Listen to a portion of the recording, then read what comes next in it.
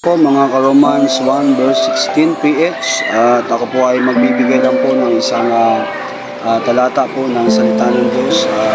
Minsan may mga time po sa ating buhay na tayo po ay may kahinaan, may limitasyon tayo bilang isang tao, pero nais po ng Diyos na dapat makita natin yung Diyos sa ating buhay.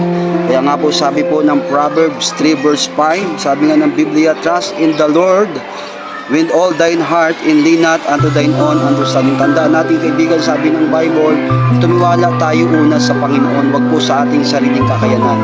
Dahil bilang isang tao, mahina tayo, may limitasyon po tayo, pero po may Diyos na makapangyarihan at walang limitasyon na dapat siya ang una nating pagtiwalaan.